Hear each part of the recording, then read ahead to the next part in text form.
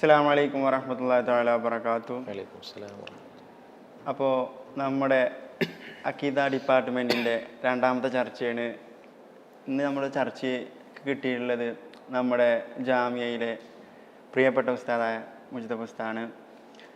അപ്പോൾ ഉസ്താദെ, ഇന്നത്തെ വിഷയം എന്നുള്ളത് നമുക്കറിയാം, എക്കാലത്തും മനുഷ്യൻ ഭയങ്കര സങ്കീർണമായ ഒരു ഒബ്ജക്റ്റാണ്, അതേപോലെ ഹംബിളുമാണ്. അപ്പോൾ ഇത്തരത്തിലുള്ള ഒരു മനുഷ്യന് പ്രാഥമികമായിട്ട് ഒരുപാട് ചോദ്യങ്ങളുണ്ട്. അപ്പോൾ നമുക്ക് ഈ പർപ്പസ് ഓഫ് ലൈഫ് അതിനെ എങ്ങനെയൊന്ന് ഡിഫൈൻ ചെയ്യാം? പർപ്പസ് ഓഫ് ലൈഫ് എന്ന് പറയുമ്പോൾ അത് നമുക്ക് പല രീതിയിൽ അതിനെ ഡിഫൈൻ ചെയ്യാം. ചില ആളുകൾ അതിനെ സയൻറ്റിഫിക്കായിട്ട് വിശദീകരിച്ച ആൾക്കാരുണ്ട്, യുക്തിപരമായി പറഞ്ഞ ആളുകളുണ്ട്, ബയോളജിക്കലി വിശദീകരിച്ചവരുണ്ട്. ബയോളജിക്കലി വിശദീകരിക്കുമ്പോൾ നോർമലി സാധാരണ പറയാറുള്ളത് ഒരു അതിജീവനത്തിന് മനുഷ്യന് സാധ്യമാവുക എന്നതാണ് അവൻ്റെ ബയോളജിക്കലി ആയിട്ടുള്ള അവൻ്റെ ഒരു നീഡ് എന്നുള്ളത്. പക്ഷേ പിന്നെ യഥാർത്ഥത്തിൽ മനുഷ്യൻ്റെ ഒരു ഓരോ ഇതിനെ ഒരു നമ്മളിതിനെ ഒരു തിയറിറ്റിക്കലായിട്ടൊക്കെ ആലോചിക്കുമ്പോഴാണ് അതെ ആ ഒരു പിന്നെ കൺസെപ്റ്റിലൂടെയാണ് ആ വിശദീകരണങ്ങളൊക്കെ വരുന്നത്. അതൊക്കെ ഒരു തിയറിറ്റിക്കലായിട്ടുള്ള വിശദീകരണങ്ങളാണ്. പക്ഷേ നമ്മൾ വളരെ ലളിതമായിട്ട് ആലോചിച്ച ഓരോ മനുഷ്യനും അവൻ ആലോചിക്കണ്ടേ, ഞാൻ എന്തിനാണ് ജീവിക്കണത്, ഞാൻ എന്തിനാ ഇങ്ങോട്ട് വന്നത്, പിന്നെ ഞാൻ എവിടേക്കാ പോണത്, ഇവിടെ എൻ്റെ പണി എന്താണ്. ഇത് വളരെ ബേസിക്കായിട്ട് എല്ലാ ആളുകളും ആലോചിക്കുന്ന ഒരു കാര്യമാണ്. ഏറ്റവും ചുരുങ്ങിയത് ഒരു ഇടങ്ങറിൽ പെടുമ്പോഴെങ്കിലും അവരങ്ങനെ ആലോചിക്കും. അപ്പോൾ പിന്നെ ഞാൻ മനസ്സിലാക്കിയ അനുസരിച്ച് ഇപ്പോൾ ആത്യന്തികമായിട്ട് മനുഷ്യൻ്റെ ഒരു ജീവിത ലക്ഷ്യത്തെ കൃത്യമായിട്ട് ഡിഫൈൻ ചെയ്യാൻ കഴിഞ്ഞിട്ടുള്ളത് ഇസ്ലാമിന് മാത്രമാണ് എന്നതാണ് ഞാൻ പറയാൻ ആഗ്രഹിക്കുന്ന ഒരു ആർഗ്യുമെൻ്റ്. അതിപ്പോൾ പിന്നെ എന്തുകൊണ്ടാണെന്ന് വെച്ചാൽ നോക്കുക, നമ്മളിപ്പോൾ ജീവിതത്തിൻ്റെ പർപ്പസ് എന്ന ചോദ്യത്തിന് ഉത്തരമായിട്ട് നമ്മളൊരു കാര്യം പറയണമെന്നുണ്ടെങ്കിൽ ലോകത്തുള്ള എല്ലാ മനുഷ്യർക്കും, ജീവനുള്ള ബുദ്ധിയുള്ള എല്ലാ മനുഷ്യർക്കും ഒരുപോലെ സാധ്യമാകുന്ന ഒരു ഉത്തരമായിരിക്കണം അത്. നോർമലി നമ്മൾ പറയുമല്ലോ, ഇപ്പം നമ്മളൊരു സ്ഥാപനത്തിൽ 100 കുട്ടികളുണ്ടെങ്കിൽ അവിടുത്തെ ആ കുട്ടികളുടെ ആ സ്ഥാപനത്തിൽ അവർ സമയം സ്പെൻഡ് ചെയ്യുന്നതിൻ്റെ അവരുടെ പർപ്പസ് എന്താണെന്ന് ചോദിച്ചാൽ അവർ പഠനം എന്നതാണ്. അപ്പോൾ ഈ പഠനം അതാണ് പർപ്പസ് എങ്കിൽ അവിടെ 100 കുട്ടികൾക്ക് ഒരുപോലെ സാധ്യം.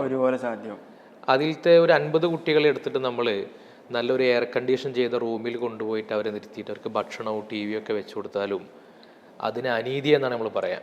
അപ്പോൾ ഒരു ക്വസ്റ്റ്യൻ വരുമൊന്നുമില്ല, പിന്നെ അവർക്ക് ഭക്ഷണം ഇല്ലേ, AC ഇല്ലേ, അവർക്ക് പ്ലേ ഗ്രൗണ്ട് ഇല്ലേ എന്ന ചോദ്യത്തിന് പ്രസക്തിയില്ല. കാരണം അവരുടെ പർപ്പസ് എന്ന് പറയുന്നത് പഠനമാണ്.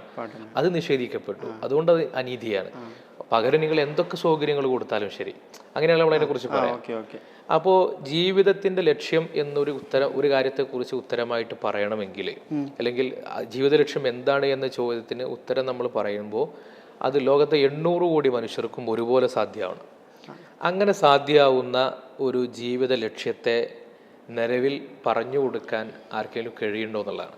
ഇപ്പോൾ നമ്മളിപ്പോൾ ഈ വിഷയം എടുക്കുമ്പോൾ പ്രത്യേകിച്ച് ഈ വിഷയത്തിൽ ഇപ്പോൾ ജീവിത ലക്ഷ്യം ഒരാൾക്ക് എന്തായാലും വേണം, അത്യന്താപേക്ഷിതമാണ്. അപ്പോൾ ഈ പർപ്പസ് ഓഫ് ലൈഫിനെ ഇത് ഇവനാൽ ക്രിയേറ്റ് ചെയ്യപ്പെടേണ്ടതാണോ, അതോ അത് അതോറിറ്റിയിൽ ഉണ്ടാവുന്ന ആ സമയത്ത് ഇവനിൽ നിക്ഷേപിക്കപ്പെടുന്ന ഒന്നാണോ?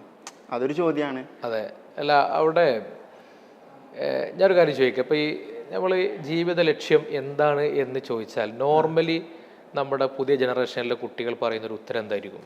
ഇപ്പോൾ പുതിയ ജനറേഷനെ സംബന്ധിച്ചോളം ചെറുപ്പത്തിൽ തന്നെ ഇപ്പോൾ അവർ ചില ബിസിനസ് ചെയ്യുന്നു, അല്ലെങ്കിൽ ബിസിനസ്സിനെ ചെറുപ്പത്തിലെ റീല് പോലത്തെ കാര്യങ്ങൾ അവരിൽ അടിച്ചമർത്തപ്പെടുന്നു. ചിലർക്ക് പാഷൻ, കരിയർ, ഇതൊക്കെ ചെറുപ്പത്തിലെ, പ്രത്യേകിച്ച് ഇന്നത്തെ യുഗത്തിൽ റെലവൻ്റ്ലി ഒരു മൈൻഡിങ് എക്സ്കവേഷൻ നടന്നുകൊണ്ടിരിക്കുകയാണ്.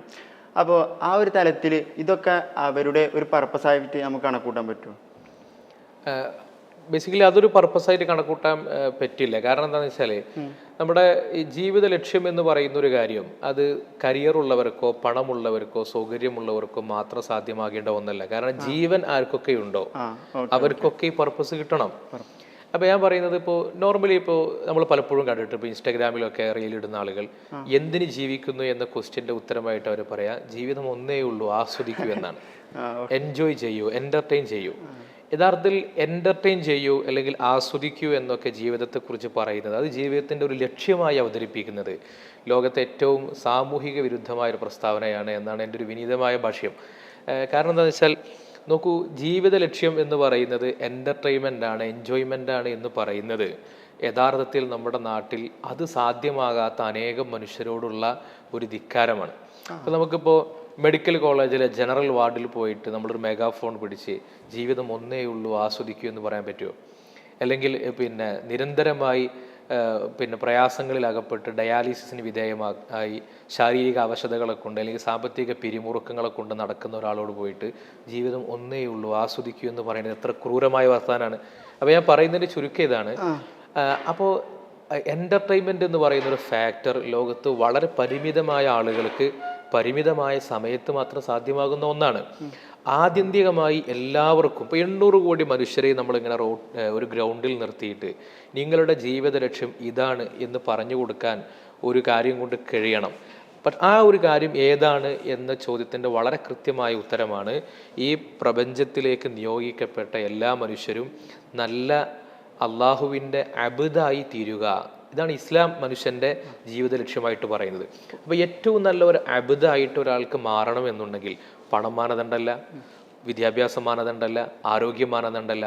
ഒരുപക്ഷെ നമ്മളിപ്പോൾ ഈ എയർ കണ്ടീഷൻ റൂമിൽ ഇരിക്കുന്ന ആളുകൾ ഒരുപാടുണ്ടാവും. ഈ എയർ കണ്ടീഷൻ റൂമിൽ ഇരിക്കുന്ന ഒരാളേക്കാൾ ഏറ്റവും നല്ല അബ്ദാവാൻ കഴിയുന്നത് ഒരുപക്ഷെ മരണക്കടലിൽ കഴിയുന്ന ആളുകൾക്കായിരിക്കും. നമ്മളെപ്പോലെ നല്ല സൗകര്യങ്ങളിൽ ജീവിക്കുന്ന ആളുകളേക്കാൾ ഏറ്റവും നല്ല അബ്ദാവാൻ ഈ ഗാസയിൽ വീട് പോലും നഷ്ടപ്പെട്ട് അവിടെ ഈ തണുപ്പത്ത് പ്രയാസപ്പെട്ട് കഴിയുന്ന വളരെ ശൈത്യകാലമാണ് ഇപ്പോൾ അവിടെയൊക്കെ. ഈ ശൈത്യകാലത്ത് ഒരു മേൽക്കൂരയില്ലാതെ മേപ്പുരയില്ലാതെ കിടന്നുറങ്ങുന്ന ആളുകൾക്ക് ഏറ്റവും നല്ല അബ്ദാവാൻ കഴിയുന്നുണ്ട്. ആധുനിക ലോകവീക്ഷണ പ്രകാരം യഥാർത്ഥത്തിൽ ഗാസയിലെ ജനങ്ങൾ നോക്കി പാവങ്ങൾ എന്ന് സഹതപിക്കുകയാണ്. പക്ഷേ ഇസ്ലാം അവിടെ മുന്നോട്ട് വെക്കുന്ന ലോകവീക്ഷണ പ്രകാരം നമുക്കൊരിക്കലും അവരോട് സഹതപിക്കാനുള്ള ഒരു അവകാശമില്ല. യഥാർത്ഥത്തിൽ ഖുർആൻ പറയുന്നത് ഈ പരീക്ഷയിൽ അബ്ദാവുക എന്ന ജീവിത ലക്ഷ്യം നേടിയ ആളുകൾ നാളെ നമ്മളെ നോക്കി സഹതപിക്കുന്ന ഒരു സമയം വരുന്നുള്ളതാണ്. എന്ന് പറഞ്ഞാൽ ആധുനിക ലോകവീക്ഷണം ഭൗതികമായ എലമെന്റുകളെ മാത്രം ജീവിത ലക്ഷ്യമായി നിശ്ചയിക്കുകയാണ്. ഇപ്പോൾ ഒരു നാട് പുരോഗതിപ്പെടുക എന്ന് പറഞ്ഞതിന് താല്പര്യം എന്താ ആളുകൾ പറയാം? നല്ല കെട്ടിടങ്ങളുണ്ട്, നല്ല സൗകര്യങ്ങളുണ്ട് എന്നതാണ്. പക്ഷെ ഒരിക്കൽ പോലും ഒരു പക്ഷേ കെട്ടിടങ്ങളോ സൗകര്യങ്ങളോ ഒന്നും ഇല്ലാതെ വളരെ കഷ്ടപ്പാട് അനുഭവിക്കുന്ന ഏതെങ്കിലും ഒരു ചേരി പ്രദേശമോ ഗ്രാമപ്രദേശമോ ആയിരിക്കും ഏറ്റവും നല്ല ശുദ്ധ മനസ്സുള്ള മനുഷ്യരാൽ നിബിഡമായത്. യഥാർത്ഥത്തിൽ ഏറ്റവും നല്ല പുരോഗതി ആർക്കാണ്? ഈ കെട്ടിടങ്ങളുള്ളവർക്കാണോ? അല്ല, ഏറ്റവും നല്ല മനസ്സുള്ളവർക്കാണ് കൊടുക്കേണ്ടത്. എന്ന് പറയുന്നത് പോലെ ഇസ്ലാം പറയുന്നത് എന്താണെന്ന് വെച്ചാൽ പണമോ സൗകര്യങ്ങളോ വിദ്യാഭ്യാസമോ ആരോഗ്യമോ ഇതൊന്നും മാനദണ്ഡമാകാത്ത ഒരു കാര്യമായിരിക്കണം ജീവിത ലക്ഷ്യം. അപ്പോൾ എല്ലാവർക്കും ഒരുപോലെ സാധ്യമാകുന്ന ഒരു ഉത്തരമാണ് ഏറ്റവും നല്ല അബ്ദാവുക, അള്ളാഹുവിൻ്റെ അടിമയാവുക എന്നത്. നോക്കുമ്പോൾ AC റൂമിൽ ഇരിക്കുന്നവനേക്കാൾ ഒരു പക്ഷേ ICUവിൽ കിടക്കുന്ന ഒരാൾക്ക് ഏറ്റവും നല്ല അബ്ദാവാൻ കഴിയും. അപ്പോൾ യഥാർത്ഥത്തിൽ അവിടെ മാനസികമായിട്ട് യാതൊരു വിവേചനത്തിൻ്റെ ഒരു തോന്നലോ പ്രശ്നങ്ങളോ ഒന്നും അവിടെ ഉണ്ടാവുന്നില്ല. എല്ലാവർക്കും ഒരുപോലെ സാധ്യമാവുകയാണ്. ഇങ്ങനെ എല്ലാവർക്കും ഒരുപോലെ സാധ്യമാകുന്ന ഒരു ആൻസർ അവിടെ കൊടുക്കാൻ കഴിയുക എന്നതാണ് യഥാർത്ഥത്തിൽ ഒരു മതപരമായ അതോറിറ്റിയുടെ വിജയവും അത് ലഭിക്കുക എന്നതാണ് ഭൂമിയിൽ ഒരു മനുഷ്യൻ്റെ വളരെ ബേസിക് ആയിട്ടുള്ള ഒരു നീഡ്. അപ്പോൾ ഉസ്താദേ, ഇപ്പോൾ നമുക്ക് പർപ്പസ് ഓഫ് ലൈഫ് എന്തായാലും വേണം എന്ന് പറഞ്ഞു. അപ്പോൾ ഈ പർപ്പസ് ഓഫ് ലൈഫ് ഇതൊന്നേ ഉള്ളൂ? ഇപ്പോൾ നമുക്കറിയാം പല ജാതി മനുഷ്യർ ലോകത്തുണ്ട്. ഇവരുടെ എല്ലാം പർപ്പസ് ഓഫ് ലൈഫ് കേന്ദ്രീകരിക്കേണ്ടത് ഒരു നുഖത്തയിൽ തന്നെയാണോ, ഒരു പോയിന്റിലേക്ക് തന്നെയാണോ കേന്ദ്രീകരിക്കേണ്ടത്? പർപ്പസ് ഓഫ് ലൈഫ് യഥാർത്ഥത്തിൽ ഒന്നേ ഉള്ളോ? നമ്മൾ ജീവിതത്തിന്റെ ആത്യന്തികമായ ലക്ഷ്യമായിട്ട് ഇപ്പം നമ്മൾ അള്ളാഹുവിൻ്റെ ഏറ്റവും നല്ല അബ്ദാവുക എന്നാണ് നമ്മൾ പറയുന്നത്. അത് ഒന്നേ ഉള്ളൂ. പക്ഷെ അതിലേക്ക് ആവശ്യമായ ടൂളുകൾ വ്യത്യസ്തമായിരിക്കും. ഇപ്പൊ ഏറ്റവും നല്ല ഇപ്പോൾ നോക്കൂ, നമ്മുടെ നാട്ടിൽ ഇപ്പോൾ പണത്തെ ലക്ഷ്യമായി കാണുന്ന ആളുകളുണ്ട്, കരിയറിനെ ലക്ഷ്യമായി കാണുന്ന ആളുകളുണ്ട്, അതുപോലെ വിദ്യാഭ്യാസത്തെ ആരോഗ്യത്തെ ഇതിനൊക്കെ ലക്ഷ്യമായി കാണുന്ന ആളുകളുണ്ട്. അപ്പോൾ യഥാർത്ഥത്തിൽ അതൊക്കെ ഒരു ടൂളുകളാണ്. ആ ടൂൾ ഉപയോഗിച്ചിട്ട് ഒരാൾക്ക് വേണമെങ്കിൽ ഏറ്റവും നല്ല കർമ്മങ്ങളും ചെയ്യാം, മോശം കർമ്മങ്ങളും ചെയ്യാം. അപ്പോൾ ഇതൊക്കെ ഇതിൻ്റെ ഒരു ടൂളായി മാറണം. അപ്പോൾ ഞാനിപ്പോൾ എൻ്റെ പർപ്പസ് ഓഫ് ലൈഫ് എൻ്റർടൈൻമെൻ്റ് ആയിട്ട് കാണുകയാണെങ്കിലും എനിക്ക് പണം അതുപോലെ വിദ്യാഭ്യാസം അവിടെ ടൂളാണ്. കാരണം അത് ഉപയോഗിച്ചിട്ടും എനിക്ക് എൻ്റെ എൻ്റർടൈൻമെൻറ്റ് ലക്ഷ്യങ്ങളെ നേടിയെടുക്കാൻ പറ്റും. എന്നാൽ ഏറ്റവും നല്ല അബിദാകണം എന്നതാണ് എൻ്റെ ജീവിത ലക്ഷ്യമെങ്കിൽ എനിക്ക് പണം വർദ്ധിച്ചു വന്നു എന്ന് കരുതുക. എങ്കിൽ ഞാൻ ആ പണത്തെ ഉപയോഗിക്കുന്നത് ഏത് പർപ്പസിന് വേണ്ടി തന്നെയാണ്? ഏറ്റവും നല്ല അബിദാവുക എന്ന പർപ്പസിന് തന്നെയാണ്. അപ്പോൾ പണം, എനിക്ക് ലഭിക്കുന്ന സമ്പത്തുകൾ ഏറ്റവും നല്ല രീതിയിൽ അവിടെ വിനിയോഗിക്കപ്പെടുന്നു. എനിക്ക് ലഭിക്കുന്ന ആരോഗ്യം ഏറ്റവും നല്ല രീതിയിൽ വിനിയോഗിക്കപ്പെടുന്നു. എന്തുകൊണ്ട്? എൻ്റെ പർപ്പസ് എന്ന് പറയുന്നത് ഏറ്റവും നല്ല അബിദാവുക എന്നതാണ്. നേരെ മറിച്ച് ആലോചിച്ച് നോക്കി, എൻ്റർടൈൻമെൻറ്റ്, എൻജോയ്മെൻറ്റ് എന്നതാണ് എൻ്റെ പർപ്പസ് എന്നുണ്ടെങ്കിൽ അത് വളരെ ഇൻഡിവിജ്വലിസ്റ്റിക് ആയിട്ടുള്ള ഒരു കൺസെപ്റ്റാണ്, വ്യക്തികേന്ദ്രീകൃതമാണ്. എൻ്റെ താല്പര്യം, ഞാൻ നിലനിൽക്കണം എന്നതിലേക്ക് ചുരുങ്ങുന്ന ഒരു കൺസെപ്റ്റാണ്. അപ്പോൾ എനിക്ക് പണം ലഭിക്കുന്നത് ഞാൻ എൻ്റെ നീഡ്സ് മാത്രം പൂർത്തീകരിക്കാൻ വേണ്ടിയായിരിക്കും. അപ്പോൾ എൻ്റെ കയ്യിൽ നിന്ന് പണം മറ്റൊരാളിലേക്ക് എത്ര കുറഞ്ഞ അളവിൽ പോകുന്നത് പോലും എനിക്കൊരു പ്രയാസമായിരിക്കും. അത് പണമല്ല, എല്ലാ കാര്യങ്ങളും. ഇപ്പോൾ ആരോഗ്യം, അത് ഞാൻ എൻ്റെ ഒരു ഹാപ്പിനെസ്സിന് വേണ്ടിയിട്ടായിരിക്കും ഞാൻ അതിനെ ഉപയോഗിക്കുന്നുണ്ടാവുക. അപ്പോൾ ആത്യന്തികമായി മനുഷ്യൻ്റെ ജീവിത ലക്ഷ്യം എന്ന് പറയുന്നത് ഈ പറയപ്പെട്ടതാ ഏറ്റവും നല്ല അബിദാവുക എന്നതാണ്. അതാണ് ജീവിത ലക്ഷ്യം എന്നുണ്ടെങ്കിൽ ഇവിടെ യഥാർത്ഥത്തിൽ ഒരു കലാപവും കലഹവും ഉണ്ടാവില്ല. കാരണം ലോകത്തുള്ള 100 മനുഷ്യർ, നമ്മുടെ ഒരു നാട്ടിൽ ആകെ 100 മനുഷ്യരേ ഉള്ളൂ. 100 മനുഷ്യരും ഏറ്റവും നല്ല അടിമയാകണം എന്നാണ് ആഗ്രഹിക്കുന്നത്. ഞാൻ റബ്ബിന് ഏറ്റവും പ്രിയപ്പെട്ടവനാകണം. എങ്കിൽ നിങ്ങൾ ആലോചിച്ച് നോക്കൂ, ആ നാട്ടിലെ 100 പേരും മറ്റുള്ളവർക്ക് ഏറ്റവും ഉപകാരമുള്ള ആളുകളായിരിക്കും. കാരണം എല്ലാവരും ആഗ്രഹിക്കുന്നത് റബ്ബിൻ്റെ തൃപ്തി എന്നൊറ്റ കാര്യമായിരിക്കും. നേരെ മറിച്ച് 100 പേരുടെ ലക്ഷ്യങ്ങൾ, ഒരാളുടെ ലക്ഷ്യം പണമാണ്, മറ്റൊരാളുടെ ലക്ഷ്യം കരിയറാണ്. എന്താ സംഭവിക്കുക? ഈ 100 പേർക്കിടയിൽ വലിയ അസൂയകൾ രൂപപ്പെടും, മറ്റുള്ളവനോടുള്ള മാനസികമായിട്ടുള്ള അസഹിഷ്ണുതകൾ ഉണ്ടാകും. ഇപ്പോൾ നമ്മുടെ നാട്ടിൽ തന്നെ പല കേസ് ഡയറികളും പരിശോധിച്ച് നോക്കിയാൽ മിക്ക കൊലപാതക കേസുകളുടെ പിന്നിലുള്ള, കുടുംബങ്ങളിൽ നടക്കുന്ന കൊലപാതകങ്ങളുടെ പിന്നിലുള്ള പ്രേരണ എന്ന് പറയുന്നത് പണത്തോടുള്ള താല്പര്യമാണ്. അപ്പൊ പണം ജീവിതത്തിന്റെ ആത്യന്തിക ലക്ഷ്യമായി കാണുന്ന ഒരാളെ സംബന്ധിച്ചിടത്തോളം തങ്ങളുടെ കൂടെയുള്ള ഒരാളുടെ ജീവൻ നഷ്ടപ്പെടുത്തുക എന്നത് പോലും ഒരു പ്രശ്നമല്ലാതായി മാറും. പക്ഷേ ഈ ഒരു മനുഷ്യൻ്റെ ലക്ഷ്യത്തിൽ, especially in this case of gradually, കാലക്രമേണ ഇത് വലിയൊരു പങ്ക് വഹിക്കുന്നുണ്ട്. ഇപ്പോൾ പണം എന്ന് പറയുന്നത് ഇപ്പോൾ ഈ ഒരു റെലവൻറ്റ് കാലഘട്ടത്തിൽ ഭയങ്കര ട്രെൻഡായ ഒരു സംഭവമാണ്. എല്ലാവരും റിച്ച് ലൈഫ് ആസ്വദിക്കുക. ഇപ്പോൾ ഇന്നത്തെ പ്രശ്നം എന്ന് പറഞ്ഞാൽ, ഇന്നത്തെ ദാരിദ്ര്യർ എന്ന് പറയുന്നത് സമ്പന്നരെ പോലെ ജീവിക്കാൻ ശേഷിയില്ലാത്തവർ എന്നൊരു ഡെഫിനിഷൻ നമ്മൾ കൊടുക്കേണ്ടി വരികയാണ്. അപ്പോൾ കാലത്തിൻ്റെ ഗമനത്തിൽ നമ്മുടെ ഈ പർപ്പസ് ഓഫ് ലൈഫിന് എനി ചേഞ്ചസ്, നമ്മളിപ്പോൾ പ്രൊഫറ്റിക് വേഴ്സസ് എടുത്താൽ, പ്രവാചകീയ കാലഘട്ടം, ഈ കാലഘട്ടം, ഇനി വരാനിരിക്കുന്ന കാലം, ഇവിടെയൊക്കെ നമ്മുടെ ലക്ഷ്യത്തിന് വ്യത്യാസം ഉണ്ടാവുന്നുണ്ടോ യഥാർത്ഥത്തിൽ? മനുഷ്യനായി നിലനിൽക്കുന്ന എല്ലാ കാലഘട്ടത്തിലും അവൻ്റെ ബേസിക് നീഡുകളൊക്കെ ഒന്ന് തന്നെയാണ്. അവർക്ക് ഭക്ഷണം വേണം, താമസ സൗകര്യങ്ങൾ, ബേസിക് നീഡുകൾ ഒന്നാണ്. പിന്നെ അതുകൊണ്ട് തന്നെ മനുഷ്യൻ്റെ ആത്യന്തികമായ ലക്ഷ്യത്തിലും മാറ്റങ്ങളൊന്നും ഉണ്ടാവില്ല. അത് അക്കാലത്തും ഇക്കാലത്തും. അതുകൊണ്ടാണ് നമ്മൾ ഇസ്ലാം സാർവകാലികമാണ് എന്നൊക്കെ പറയുന്നതിൻ്റെ താല്പര്യം അത് തന്നെയാണ്. കാരണം എക്കാലത്തുമുള്ള ആളുകൾക്ക് കൃത്യമായൊരു ഫ്രെയിം വർക്ക്, ഒരു ചട്ടക്കൂട് ഇവിടെ നിർണ്ണയിക്കപ്പെട്ട് കഴിഞ്ഞിട്ടുണ്ട്. പിന്നെ ഈ മാറ്റങ്ങൾ വരുന്നത്, ഈ മാറ്റങ്ങൾ ഇപ്പോൾ നോക്കുമ്പോൾ നേരത്തെ പറഞ്ഞ പോലെ സമ്പന്നരാവുക, അല്ലെങ്കിൽ റിച്ച് ലൈഫ് ലഭ്യമാവുക എന്നൊക്കെ പറയുന്നത് ഈ ഒരു ഇൻഡിവിജ്വലിസ്റ്റിക് പെർസ്പെക്റ്റീവിലേക്ക് വരുമ്പോൾ മാത്രമാണ് അതിനെ ഒരു നമുക്ക് ഒരു എന്താ പറയുക, അതിനെ ഒരു ലക്ഷ്യമായിട്ട് നിർണ്ണയിക്കപ്പെടേണ്ടതുള്ളൂ. ഇപ്പോൾ വിക്ടർ ഫ്രാങ്കിൾ എന്ന് പറയുന്ന ഒരു ലോഗോ തെറാപ്പിസ്റ്റ് ഉണ്ട്. അദ്ദേഹം 2ാം ലോക മഹായുദ്ധത്തെ സർവൈവ് ചെയ്തിട്ടുള്ള ഒരു സൈക്കാട്രിസ്റ്റാണ്, മനോരോഗ വിദഗ്ധനാണ്. അദ്ദേഹം പറയുന്ന ഒരു പ്രധാനപ്പെട്ട തിയറിയുണ്ട്. മനുഷ്യൻ്റെ അടിസ്ഥാനപരമായിട്ടുള്ള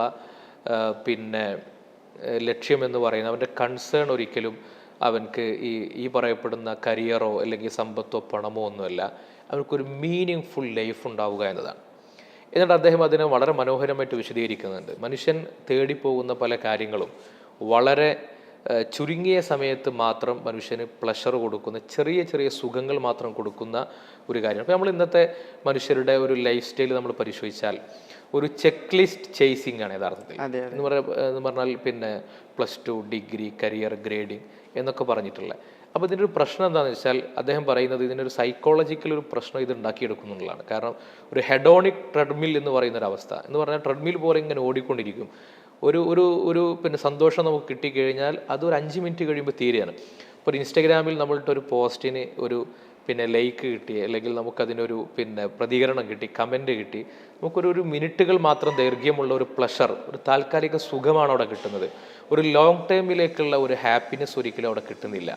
അപ്പോൾ യഥാർത്ഥത്തിൽ ഡോപ്പമിൻ എന്ന് പറയുന്ന ഒരു സാധനം മാത്രമാണ് ഇവിടെ വർക്ക് ചെയ്യുന്നത്. നമ്മളുടെ ഒരു ആത്യന്തികമായിട്ട് നമുക്ക് കിട്ടേണ്ട ഒരു ഹാപ്പിനെസ്, ലോങ് ടൈമിൽ കിട്ടേണ്ട ഒരു ആനന്ദം യഥാർത്ഥത്തിൽ ഇവിടെ കിട്ടുന്നില്ല എന്നുള്ളതാണ്. അതിൻ്റെ പ്രധാനപ്പെട്ട ഒരു കാരണം അദ്ദേഹം പറയുന്നത് ഈ മീനിങ് ഫുള്ളായിട്ടുള്ള ഒരു ലൈഫ്, നമ്മൾ ചെയ്യുന്ന പ്രവർത്തനങ്ങൾ മീനിങ് ഫുള്ളാവുന്നില്ല, ഒരു അർത്ഥപൂർണമായിട്ടുള്ള പ്രവർത്തനങ്ങളല്ല ചെയ്യുന്നത്, വളരെ എന്താ പറയുക പെട്ടെന്ന് ഒരു ഇൻസ്റ്റൻ്റായിട്ട് മാത്രം നമുക്ക് ചില സന്തോഷങ്ങൾ തരുന്ന കാര്യങ്ങൾ മാത്രമാണ്. അപ്പോൾ അതിൽ നിന്ന് മറികടക്കാൻ വേണ്ടി അദ്ദേഹം നിർദ്ദേശിക്കുന്ന ഒരു കാര്യം ലോഗോ തെറാപ്പി എന്ന് പറയുന്ന ഒരു കൺസെപ്റ്റ് അദ്ദേഹം ഡെവലപ്പ് ചെയ്തിട്ടുണ്ട്. ഈ ലോഗോ തെറാപ്പി എന്ന് പറഞ്ഞാൽ മീനിങ് ഫുള്ളോട് കൂടിയിട്ടൊരു കാര്യത്തെ നിർവഹിക്കുക എന്നുള്ളതാണ്. യഥാർത്ഥം നമ്മൾ ആലോചിച്ച് നോക്കിയാൽ മീനിങ് ഫുള്ളോട് കൂടിയിട്ടൊരു കർമ്മത്തെ നിർവഹിക്കുക എന്നത് തന്നെയാണ് ഇസ്ലാം നമ്മളോട് നിങ്ങളുടെ ഏതൊരു പ്രവർത്തനത്തിൻ്റെ പിന്നിലും ഒരു നെയ്യത്ത് വേണം എന്ന് പറയുന്നത് ചുരുക്കം അതാണ്. അപ്പോൾ എന്നിട്ട് അദ്ദേഹം പറയുന്ന ഒരു കാര്യം എന്ന് വെച്ചാൽ അങ്ങനെ മീനിങ് ഫുള്ളോട് കൂടി ജീവിക്കുന്ന ഒരാളാണെങ്കിൽ അയാൾക്ക് ഒരിക്കലും ഈ ജീവിതത്തിലെ കഠിനമായ പരീക്ഷണങ്ങൾ പോലും അയാൾക്ക് പ്രയാസകരമാവില്ല എന്ന് പറഞ്ഞാൽ അയാൾക്ക് ഇബ്തിലാകളെ, പ്രയാസങ്ങളെ സ്വബർ ചെയ്യാനുള്ളൊരു ശേഷി ഉണ്ടാകും. നമുക്ക് ഈ ഗസയുമായിട്ടൊക്കെ കമ്പയർ ചെയ്യാൻ പറ്റുമോ? തീർച്ചയായിട്ടും. നിങ്ങൾ ആലോചിച്ച് നോക്കൂ, എങ്ങനെയാണ് അവർ സർവൈവ് ചെയ്യുന്നത്? അവരുടെ കുടുംബങ്ങൾ നഷ്ടപ്പെട്ടു, അവർക്ക് വീടുകൾ നഷ്ടപ്പെട്ടു എന്ന് പറഞ്ഞാൽ അവിടുത്തെ പഠനങ്ങൾ വന്നിരുന്നത് അവർക്ക് നഷ്ടപ്പെട്ട പോഷകാഹാരക്കുറവിനെ പരിഹരിക്കാൻ വർഷങ്ങൾ വേണ്ടി വരുമെന്നാണ്. വർഷങ്ങൾ വേണ്ടി വരും. അവർക്ക് എന്തെല്ലാം നഷ്ടപ്പെട്ടു. അപ്പോൾ ആ നഷ്ടങ്ങളൊന്നും ഒരു നഷ്ടമായിട്ട് അവർക്ക് അനുഭവപ്പെടുന്നില്ല. നമ്മൾ വിലാപങ്ങളും സങ്കടങ്ങളൊക്കെ പറയുന്നുണ്ടെങ്കിൽ പോലും നമ്മൾ ഗസയിലെ വാർത്തകളിൽ നിന്ന് അവിടെ ശൂരതയുടെ വർത്തമാനങ്ങളാണ് നമ്മൾ ഇവിടുന്ന് കേട്ടത്. അവർക്ക് വിലാപങ്ങളില്ല, സഹതാപങ്ങളില്ല, സങ്കടങ്ങളില്ല. അപ്പോൾ അവരെ സംബന്ധിച്ചിടത്തോളം ഇപ്പോൾ ഒരു ഹാപ്പിനെസ് ഇവിടെ ഉണ്ടാകുന്നുണ്ടോ? ഇപ്പോൾ നമ്മുടെ ഒരുപാട് ചോദ്യമായിട്ട് മനുഷ്യൻ്റെ മുന്നിൽ നിൽക്കുന്ന ഒരു ചോദ്യമാണെന്നുള്ളത് മനുഷ്യന് എങ്ങനെയാണ് ഹാപ്പിനെസ് കണ്ടെത്താം എന്നുള്ളതാണ്. പ്രത്യേകിച്ച് ഇനി വരാനുള്ള യുഗത്തിലും ഇപ്പോൾ യുഗത്തിലും മനുഷ്യകുലത്തിന് ഹാപ്പിനെസ് അബ്സല്യൂട്ട്ലി എങ്ങനെയാണ് ഒരു ഹാപ്പിനെസ് മനുഷ്യനെ തേടി എത്തുന്നത്? പ്രത്യേകിച്ച് നമ്മുടെ സാഹചര്യങ്ങൾ കൺസിഡർ ചെയ്ത് നമ്മളതിൽ ഈ ഹാപ്പിനെസ്സും പ്ലഷറും തമ്മിലുള്ള വ്യത്യാസം നമ്മൾ തിരിച്ചറിയണം. പ്ലഷർ എന്ന് പറയുന്നത് ഒരു താൽക്കാലികമായിട്ടുള്ള ചില സുഖങ്ങൾ തരൽ മാത്രമാണ്. ഇപ്പോൾ ലോകത്ത് എല്ലാവരും ആഗ്രഹിക്കുന്നത് അങ്ങനത്തെ ഒരു ഇൻസ്റ്റൻ്റ് ആയിട്ടുള്ള പെട്ടെന്നുള്ള ചില സുഖങ്ങളെയാണ്. പക്ഷെ അതുകൊണ്ട് സംഭവിക്കുന്ന ഒരു കുഴപ്പം എന്താണെന്ന് വെച്ചാൽ ആളുകൾ കൂടുതൽ ഡിപ്രഷനിലേക്ക് പോകും. കാരണം ഒരു സുഖം നമ്മുടെ ബ്രെയിന് വളരെ പെട്ടെന്ന് ഇതിനെ അഡാപ്റ്റ് ചെയ്യും. അഡാപ്റ്റ് ചെയ്ത് കഴിഞ്ഞിട്ട് ഒരു ഡോപ്പമിൻ സ്പൈക്ക് സംഭവിക്കും എന്നുള്ളതാണ്. അടുത്ത ഡോപ്പമിന് വേണ്ടി കൂടുതൽ എന്നുള്ളൊരു ഡോപ്പമിൻ സ്പൈക്ക് സംഭവിക്കും. അപ്പോൾ ഒരു ലോങ് ടൈം ഒരു എന്താ പറയുക, ഒരു ഗ്രാറ്റിഫിക്കേഷൻ, ഒരു സംതൃപ്തി എന്ന് പറയുന്ന ഒരു കാര്യം അവിടെ ഉണ്ടാവില്ല.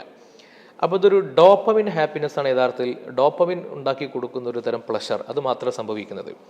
യഥാർത്ഥത്തിൽ ലോങ് ടൈമിൽ ഉണ്ടാകുന്ന നമ്മളുടെ ഒരു തലച്ചോറിൽ നടക്കുന്ന ഒരു പ്രക്രിയ എന്ന് പറഞ്ഞാൽ സെറോട്ടോണിൻ, ഓക്സിറ്റോസിൻ, ഇതിലൂടെ ഉൽപ്പാദിപ്പിക്കപ്പെടുന്ന ഒരു തരം ഹാപ്പിനെസ് ഉണ്ട്. അത് ലോങ് ടൈമിൽ കിട്ടുന്ന ഒരു കാര്യമാണ്. അതിന് സഹായകമാകുന്ന കാര്യങ്ങൾ എന്താണ് എന്നതിനെക്കുറിച്ചാണ് നിലവിൽ സയൻസ് പഠിച്ചുകൊണ്ടിരിക്കുന്നത്. അവരതിനെക്കുറിച്ച് വിവിധ കാഴ്ചപ്പാടുകൾ അവതരിപ്പിക്കുകയും ചെയ്തു. ഇപ്പോൾ ഞാൻ പറഞ്ഞ വിക്ടർ ഫ്രാങ്ക്ലർ പറഞ്ഞതുപോലെ തന്നെ ലോഗോ തെറാപ്പി പോലെയുള്ള നമ്മൾ ചെയ്യുന്ന പ്രവർത്തനങ്ങൾ കൂടുതൽ മീനിങ് ഫുള്ളാകണം എന്ന അർത്ഥത്തിൽ പ്രവർത്തനങ്ങളെ സമീപിക്കുകയാണ്. അപ്പോൾ യഥാർത്ഥത്തിൽ നമ്മൾ ആലോചിച്ചാലേ ഇതിനെ വളരെ മനോഹരമായിട്ട് പരിശുദ്ധ ഇസ്ലാം അവതരിപ്പിക്കുന്നുള്ളതാണ്. ഖുർആനിൽ കാണാം, അലാ ബി ദിക്രില്ലാഹി തത്മഇന്നുൽ ഖുലൂബ്, ഹൃദയങ്ങൾക്ക് സമാധാനം എന്ന് പറയുന്നത് അള്ളാഹുവിനോടുള്ള സ്മരണയിൽ മാത്രമാണ്. ഇതാണല്ലോ ശരിക്കും ഒരു തുമഇനീനത്ത്, അതാണല്ലോ ഒരു ആത്മസംതൃപ്തി. എങ്ങനെയാണ് ദിക്ർ ചൊല്ലിയാൽ ആത്മസംതൃപ്തി ഉണ്ടാവുന്നത്? ദിക്ർ കൊണ്ട് ആത്മസംതൃപ്തി ഉണ്ടാവുമെന്ന് പറഞ്ഞാൽ ലോങ് ടൈം ഹാപ്പിനെസ് നമുക്ക് ഉണ്ടാക്കി തരുന്നത് ഈ ദിക്റുകളാണ്, ഈ ഇബാദത്തുകളാണ്, ആനന്ദങ്ങളാണ്. എന്തതിൻ്റെ പ്രത്യേകത? ഇപ്പോൾ നമ്മളീ പറയുന്ന പ്ലഷർ കൊണ്ട് കിട്ടുന്ന സുഖങ്ങളുണ്ടല്ലോ, അത് ഇപ്പോൾ മദ്യപാനത്തിൻ്റെ പ്രശ്നം എന്താ? മദ്യപാനം ആദ്യം മദ്യപിക്കുന്ന ആളുകൾക്ക്, മയക്കുമരുന്ന് ഉപയോഗിക്കുന്ന ആളുകൾക്ക് ചെറിയ സന്തോഷങ്ങൾ നൽകിയെന്ന് വരാം. പിന്നെ കുറേ കാലം കഴിഞ്ഞാൽ ആളുകൾ പിന്നെ മദ്യപിക്കുന്നത് എന്തിനാണ്? മദ്യപിക്കാതിരിക്കുമ്പോൾ ശരീരം വിറച്ചു പോകുന്ന ആ വിറയിൽ നിൽക്കാനാണ്. അഡിക്ഷൻ സംഭവിച്ചു കഴിഞ്ഞാൽ പിന്നെ ഒരാൾ ലഹരി ഉപയോഗിക്കുന്നത് എന്തിനാണ്? സീറോയിൽ നിന്ന് മൈനസിൽ നിന്ന് സീറോയിലേക്ക് എത്താൻ വേണ്ടിയിട്ടാണ്, നോർമലാകാനാണ്. അബ്നോർമാലിറ്റിയിൽ നിന്ന് നോർമൽ ആവുന്ന ഒരവസ്ഥയിലേക്ക് എത്താൻ വേണ്ടിയിട്ടാണ് പിന്നെ ആളുകൾ ലഹരി ഉപയോഗിക്കുന്നത്. എന്ന് പറഞ്ഞ പോലെ നമ്മുടെ നാട്ടിൽ ലഭിക്കുന്ന ഈ ലോകത്തെ എല്ലാ ആനന്ദങ്ങളും ആദ്യം ആഹ്ലാദത്തിൽ തുടങ്ങി പിന്നെ സങ്കടത്തിൽ പര്യവസാനിക്കുന്നതാണ്. അത് ഭക്ഷണമാവട്ടെ, രതിയാവട്ടെ, മറ്റെന്ത് കാര്യങ്ങളാവട്ടെ, എല്ലാം അങ്ങനെ തന്നെയാണ്. പക്ഷേ നമുക്ക് ഓരോ തവണ നിർവഹിക്കുമ്പോഴും വീണ്ടും വീണ്ടും നമുക്ക് കൂടുതൽ ആനന്ദം നമുക്ക് പകരുന്ന കാര്യങ്ങൾ ഉണ്ടാകണമല്ലോ. അങ്ങനത്തെ ഏറ്റവും പ്രധാനപ്പെട്ട ഒരു കാര്യമാണ് ഇബാദത്ത്.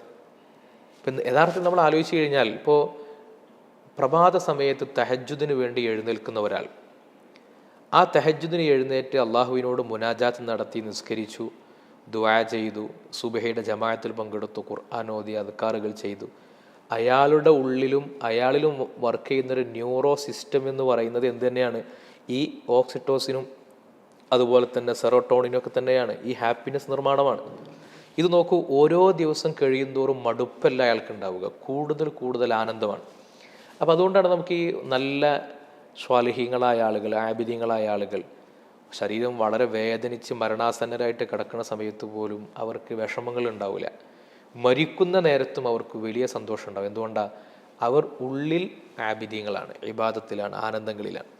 അപ്പോൾ നമ്മുടെ ദിക്റുകളുടെ ഒരു പ്രത്യേകത അതാണ്. നമ്മൾ ചെല്ലുന്ന ഓരോ ദിക്റുകളും, ആ ദിക്റുകൾ നമ്മുടെ പ്രവർത്തനങ്ങളെ മീനിങ് ഫുള്ളാക്കാൻ നമ്മളെ ഓർമ്മിപ്പിക്കും. നേരത്തെ ഞാൻ പറഞ്ഞ ഏറ്റവും നല്ല അബുദാവുക എന്ന ലക്ഷ്യബോധത്തിലേക്ക് നമ്മളെ കൂടുതൽ കൂടുതൽ അടുപ്പിക്കും. ഇപ്പം നമ്മൾ രാത്രി കിടന്നുറങ്ങുന്ന സമയത്ത് ചൊല്ലുന്ന ദിക്ർ, ബിസ്മിക റബ്ബി വലഅതു ജംബി എന്നൊക്കെ തുടങ്ങുന്ന ദിക്ർ, ഉഫവ്വിദു അംരി ഇലല്ലാഹ്. എന്താ ദിക്റിൻ്റെ ഉള്ളടക്കം? എന്താ? പഠിച്ചോനെ, ഞാൻ ഉറങ്ങാൻ പോവുകയാണ്, നിൻ്റെ നാമം ഉച്ചരിച്ചുകൊണ്ട് ഉറങ്ങാൻ, നിന്നെ ഏൽപ്പിച്ചുകൊണ്ട് ഉറങ്ങാൻ പോവുകയാണ്. നീ അല്ലാതെ എനിക്കൊരു സുരക്ഷയില്ല. അള്ളാഹുവിനെ ഏൽപ്പിക്കലാണ്. രാവിലെ വീട്ടിൽ നിന്ന് ഇറങ്ങുമ്പോൾ നമ്മൾ ചൊല്ലുന്ന ദിക്ർ എന്താ? ബിസ്മില്ലാഹി തവക്കൽതു അലല്ലാഹ് ലാ ഹൗല വലാ ഖുവത ഇല്ലാ ബില്ലാഹ്. അള്ളാഹുവെ നിന്നെ ഏൽപ്പിച്ചുകൊണ്ട് പുറത്തേക്ക് ഇറങ്ങാൻ, അള്ളാഹുവിൻ്റെ നാമങ്ങൾ.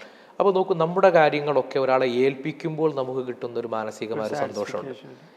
ലോകത്തെല്ലാ ആളുകൾക്കും മനസ്സമാധാനം എന്ന് പറയുന്നത് എങ്ങനെയാണ് കിട്ടുക? ടെൻഷൻ ഉണ്ടാവണം. എന്തുകൊണ്ടാണ്? എൻ്റെ കാര്യങ്ങൾ ആസൂത്രിതമായി എൻ്റെ പ്ലാൻ പ്രകാരം നടക്കാതിരിക്കുമ്പോഴാണ്. അപ്പോൾ അത് നിങ്ങൾ ഏറ്റെടുത്ത് തന്നാൽ ഞാൻ ഹാപ്പിയായി. എനിക്ക് എന്തോ ഒരു പേപ്പർ വർക്ക് പെൻഡിങ്ങിൽ കിടക്കുന്നുണ്ട്, അപ്പോൾ നിങ്ങളത് പൂർത്തിയാക്കി തന്നാൽ എനിക്ക് വളരെ ഹാപ്പിയായി, ഞാൻ സമാധാനത്തോടു കൂടി കിടന്നുറങ്ങും. അത് മറ്റൊരാളെ നമ്മുടെ കാര്യങ്ങൾ ഏൽപ്പിക്കുമ്പോഴാണ്. നോക്കൂ, ലോകത്ത് പ്രപഞ്ചാതീതമായി ഈ പ്രപഞ്ചത്തെ തന്നെ നിയന്ത്രിക്കുന്ന അള്ളാഹുവിനേക്കാൾ ഏൽപ്പിക്കാൻ യുക്തനായ ഒരാൾ തന്നെ വേറെ ഹസ്ബുനല്ലാഹു നിഅമൽ വക്കീൽ എന്നല്ലേ. അപ്പോൾ അള്ളാഹുവിലേക്ക് സമ്പൂർണ്ണമായിട്ട് നമ്മുടെ കാര്യങ്ങൾ ഏൽപ്പിക്കുമ്പോൾ കിട്ടുന്ന ഒരു ആനന്ദമുണ്ട്. അത് വീണ്ടും വീണ്ടും നമ്മളെ ഈ ഉബൂദിയത്ത്, അടിമയാവുക എന്നൊരു പ്രക്രിയയിലേക്ക് നമ്മൾ വീണ്ടും വീണ്ടും അടുപ്പിക്കും. ഈ വിഷയം ചർച്ച ചെയ്യുമ്പോൾ ഇതിൽ തന്നെ അവസാനം വരുന്ന ഒരു ചോദ്യം എന്നുള്ളത്, ഇപ്പോൾ മനുഷ്യൻ ദൈവത്തെ പൂർണ്ണമായിട്ടും ഉൾക്കൊള്ളാൻ ശ്രമിക്കുന്നത് ഒരു വിഡ്ഢിത്തമാണോ? അതായത് ഇപ്പോൾ നമ്മൾ ദൈവം സൃഷ്ടിച്ച മനുഷ്യൻ, ഈ മനുഷ്യന് ദൈവത്തെ പൂർണ്ണമായി മനസ്സിലാക്കാൻ ശ്രമിക്കുന്നത് ഒരു വിഡ്ഢിത്തമാണോ? ഇപ്പോൾ ചില കോൺസെപ്റ്റുകൾ നമുക്ക് മുന്നിലുണ്ട്. അതായത് ചില ആളുകളെ ദൈവം വിജയിപ്പിക്കുന്നു, ചില ആളുകളെ ദൈവം പരാജയം. അപ്പോൾ നമ്മൾ മനുഷ്യൻ എന്നുള്ളത് ദൈവത്തിന്, ഗോഡിന് മാർക്കിടാണ് ഇവിടെ ചെയ്യുന്നത്. അപ്പോൾ ആ പ്രസ്താവന എത്രമാത്രം ശരിയാണ്? എന്ന് പറഞ്ഞാൽ നമ്മൾ ദൈവത്തെ മനുഷ്യൻ ഉൾക്കൊള്ളാൻ ശ്രമിക്കുന്നു പൂർണ്ണമായും. മനുഷ്യന് ഏറ്റവും കൂടുതൽ ആത്മസംതൃപ്തി നൽകുന്ന ഒരു കാര്യമാണ് നമ്മൾ റബ്ബിൽ ഒരു വിശ്വാസം ഉണ്ടാവുക എന്നുള്ളത്. എന്തുകൊണ്ടാണ്? റബ്ബിൽ വിശ്വാസമില്ലാത്ത മനുഷ്യൻ അവൻ ലക്ഷ്യബോധമില്ലാതെ, അലക്ഷ്യമില്ലാതെ, മീനിങ് ഫുൾ ലൈഫ് അല്ലാതെ അങ്ങനെ മുന്നോട്ട് പോവുകയാണ് ചെയ്യുക. റബ്ബിൽ വിശ്വാസമുണ്ടെങ്കിൽ അവൻ്റെ മനസ്സിൽ വലിയൊരു ആത്മവിശ്വാസവും സന്തോഷവും ഒക്കെ ഉണ്ടാവും. കാരണം റബ്ബിൻ്റെ ഒരു അധികാരിയുടെ വിധേയത്വത്തിലാണല്ലോ നാം ജീവിക്കുന്നത് എന്നുള്ളത്. നമുക്ക് പടച്ചോനിലൊക്കെ വിശ്വാസമില്ലാതെ ജീവിക്കാമായിരുന്നു. എങ്ങനെയാണെങ്കിൽ നമ്മൾ നോക്കൂ, നമ്മൾ ഈ ഭൂമിയിലേക്ക് വന്നത് നമ്മുടെ ഇഷ്ടപ്രകാരമാണെങ്കിൽ, ഞാൻ വരുന്നത് ഞാൻ ഏത് ഉമ്മാന്റെ മകനാകണം, ഏത് ഉപ്പാന്റെ മകനാകണം, ഏത് നാട്ടിൽ ജനിക്കണം, ഇതൊക്കെ എൻ്റെ ജീവിതത്തിലെ എല്ലാ കാര്യങ്ങളും തീരുമാനിക്കാൻ എനിക്ക് ചോയ്സ് ഉണ്ടായിരുന്നെങ്കിൽ എൻ്റെ ലൈഫ് സ്റ്റൈലും എനിക്ക് തന്നെ തീരുമാനിക്കാമായിരുന്നു. ഇപ്പം നമ്മുടെ നാട്ടിൽ തന്നെ ഇപ്പോൾ ഈ പ്രായമുള്ള ആൾക്കാരൊക്കെ പറയലുണ്ട്, ഇപ്പോൾ ഈ വയസ്സായ കാലത്ത് ഇപ്പോൾ ഇൻസ്റ്റാഗ്രാമൊക്കെ വന്നത് കുറച്ചുകൂടി നേരത്തെ അല്ലെ, ഈ നിങ്ങളെ കുട്ടികളുടെ പ്രായത്തിലേക്ക് നമ്മൾ ജനിച്ചിരുന്നുവെങ്കിൽ അല്ലേ. ചില മക്കൾ പറയാറുണ്ട്, ഈ സ്വിറ്റ്സർലാൻഡിലൊക്കെ ജനിച്ചാൽ മതിയായിരുന്നു, ഞാൻ എന്തിനാ ഇവിടെ വന്നു.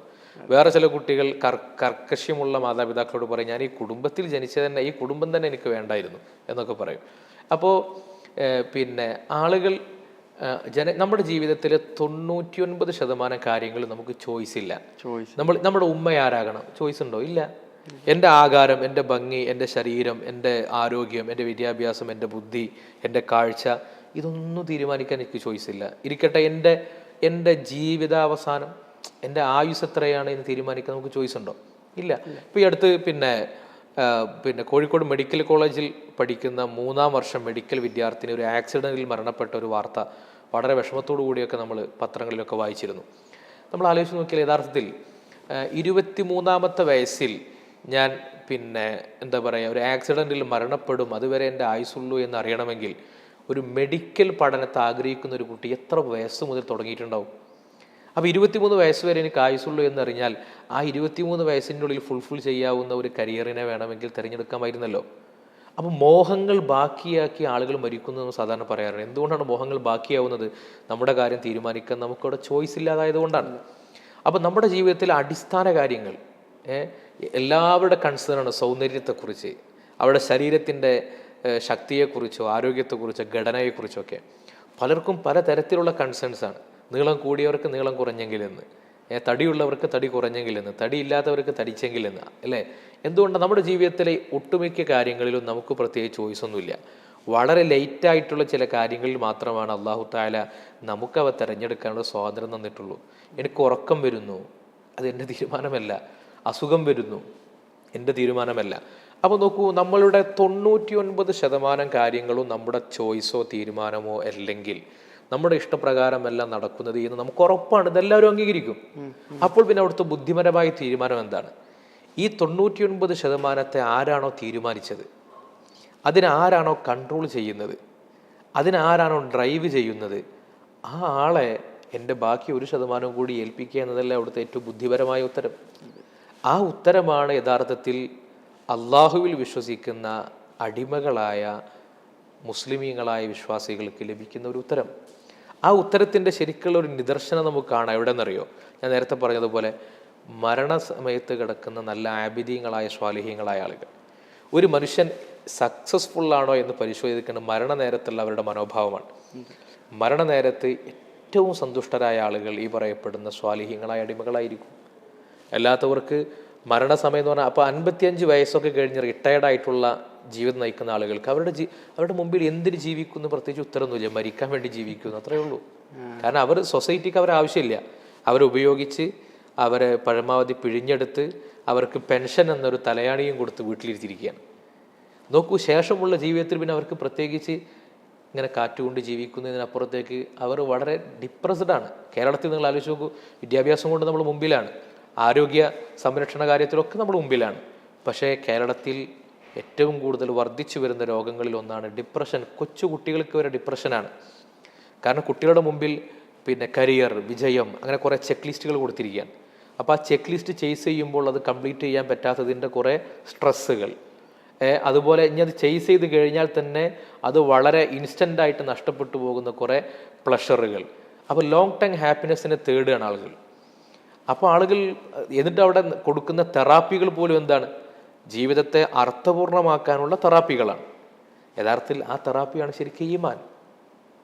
നമ്മുടെ ജീവിതത്തെ അർത്ഥപൂർണമാക്കി തരുന്ന നമ്മളുടെ ഒരു തെറാപ്പിയാണ് നമ്മുടെ ഉള്ളിലുള്ള നിയ്യത്ത്, ഇഖ്ലാസ്. ഇസ്ലാം എന്ന് പറയുന്നത്, ഇസ്ലാമിൽ പ്രധാനമായിട്ടും മുന്നോട്ട് വെക്കുന്ന ആന്തരികമായ കുറേ മൂല്യങ്ങളുണ്ട്. സത്യസന്ധത, നീതി, അതുപോലെ പരസ്പര സൗഹാർദ്ദം,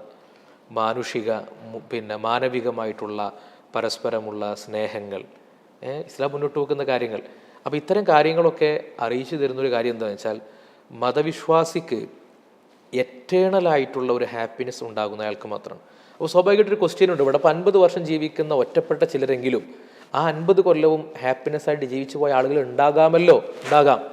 പക്ഷേ അത് ആളുകൾക്ക് അവരുടെ ജീവിത ലക്ഷ്യമാക്കിയിട്ട് മുന്നിൽ വെക്കാൻ പറ്റുന്ന ഒരു ലക്ഷ്യമല്ല. കാരണം അത് വളരെ ഭാഗ്യവശാൽ കിട്ടിപ്പോകുന്ന ഒന്ന് മാത്രമാണ്. അപ്പം അങ്ങനെയുള്ള ആളുകളുടെ ജീവിതത്തെക്കുറിച്ച് നിങ്ങൾക്ക് എന്താ പറയാനുള്ളതെന്ന് ചോദിച്ചാൽ, അതൊരു എറ്റേണലായ ഹാപ്പിനെസ് അല്ല. കാരണം എറ്റേണലായ ഒരു ഹാപ്പിനെസ് പൂർണ്ണമാകുന്നത് എവിടെയാണ്? പരലോകം എന്ന് പറയുന്നൊരു കൺസെപ്റ്റ് കൂടി നമ്മൾ വിശ്വസിക്കുമ്പോഴാണ്. അതുകൂടി പൂർണ്ണമാകുമ്പോഴാണ് ഈ ലൈഫ് മീനിങ് ഫുൾ ആവുന്നത്. നമ്മൾ ചെയ്യുന്ന പല പ്രവർത്തനങ്ങളും അർത്ഥപൂർണ്ണമാകുന്നത് എപ്പോഴാണ്? പരലോകം എന്നൊരു ഒരു വിശ്വാസം പരമാവധി നമുക്ക് അവിടെ നീതി സങ്കല്പം പൂർണ്ണമാകണമെങ്കിൽ പരലോകത്തെ കുറിച്ചൊരു വിശ്വാസം ഉണ്ടാവണം. അപ്പോൾ ആത്യന്തികമായി ബുദ്ധിയുള്ളൊരു മനുഷ്യന് സ്വസ്ഥമായിരുന്ന് മറ്റു വേലിക്കെട്ടുകളൊന്നും ഇല്ലാതെ ആലോചിച്ചാൽ കിട്ടുന്ന ഒരു ഉത്തരമാണ് അള്ളാഹുവിലുള്ള വിശ്വാസം. അപ്പോൾ പർപ്പസ് ഓഫ് ലൈഫ് മനുഷ്യൻ്റെ പ്രത്യേകിച്ച് അത് ഒരുപോലെ ഹമ്പിളും ഭയങ്കര സങ്കീർണമായ വിഷയമാണ്. അപ്പോൾ ഈ വിഷയത്തെക്കുറിച്ചുള്ള ശാസ്ത്രീയ പഠനങ്ങളും തുടർ ചർച്ചകളും ഒരു വലിയൊരു എക്സ്കവേഷന് തന്നെ വിധേയമാക്കപ്പെടേണ്ടതാണ്. അപ്പോൾ അഖീദ ഫാക്കൽറ്റിയുടെ ഇനിയുമുള്ള ചർച്ചകൾ നമുക്ക് കാണാം. ഇപ്പോൾ വിഷയം അവസാനിപ്പിക്കുകയാണ്. ഇൻഷാ അല്ലാഹ്. അസ്സലാമു അലൈക്കും വറഹ്മത്തുള്ളാഹി തആല വബറകാതുഹു.